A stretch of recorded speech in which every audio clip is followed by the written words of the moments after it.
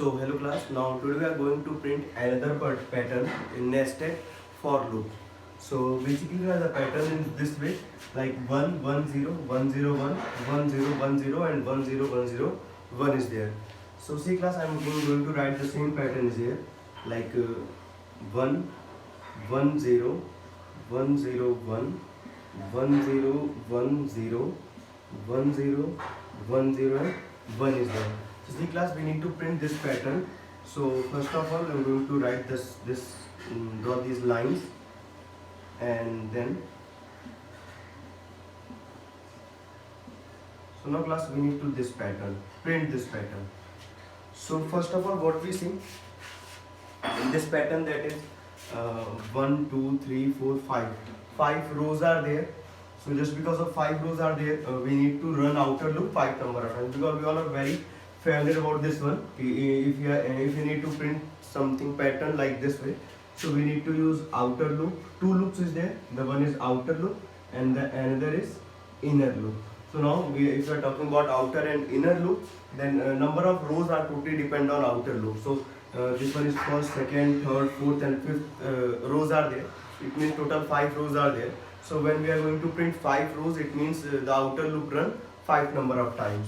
So and this one is like a equals to 1, and then a is less than or equal to 5, and then a plus plus.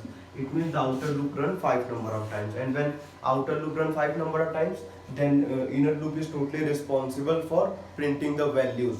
Like in this way, we are going to, in inner loop we are going to write the condition where we print values.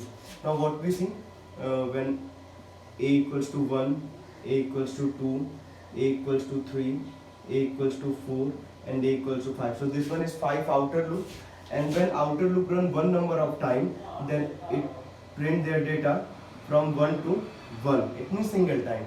When outer loop run second number of time, then it print the data from 1 to 2. When outer loop run third number of time, then it print data from 1 to 3. When outer loop run fourth number of time, then it print their data from 1 to 4. And then when outer loop run fifth number of time, then it print their data from 1 to 5.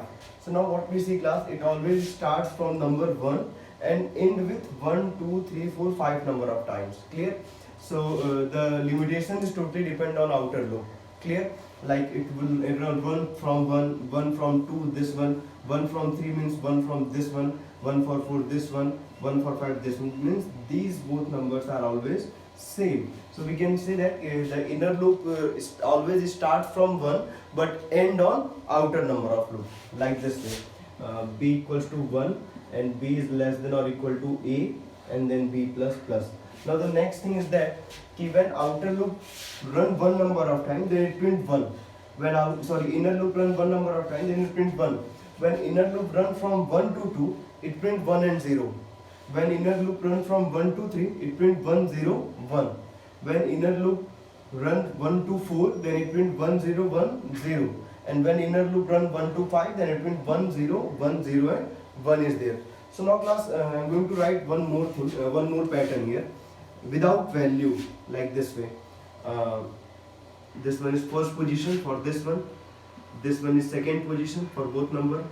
This one is third position for all three numbers, and then fourth position, and then fifth position. And now I'm going to write here number of positions, not values, like this way.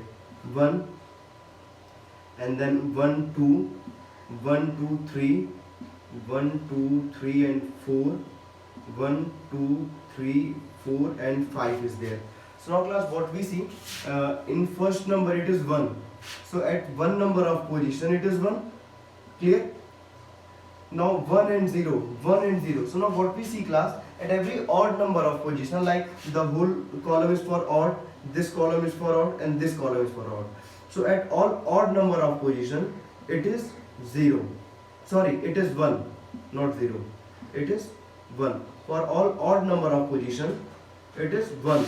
This one is even, so there is only 0. 1 2 3 4. Now again it is 3 means odd, then it is 1, and then 4 is even, so it is 0, and then 5 is odd, then it is 1. So what we see class, at every odd number of position, we can write here, at every odd number of position it is 1, and at every even number of position it is 0. So now we are going to relate some logical relation is there, or we are going to write logical relation of this data. Like if we are going to print the values, then values are totally depend on this way. Like I am going to remove this thing, and for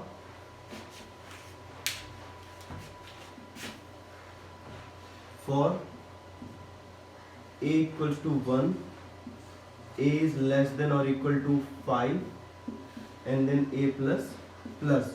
And now after this, for b equals to 1, b is less than or equal to a, and b plus plus. Now after this, we are going to print our data. So just because of printing our data, the inner loop is responsible for printing our data. So now we are going to write another condition just on inner loop. How? See this thing. If b mod 2 is equal to 0. Now what we see, class, if b mod 2 is equal to 0, then suppose the value of b is even or odd, whatever number is there, 1 or 2 or whatever is there. So when b mod 2 is equal to 0, then it print here SOP is there, and it print if it is true, then it is even number. Just because of even number, it print here 0 and space. And now when the condition is false, then it comes on else, and then it print 1 with space. So now this one is our program.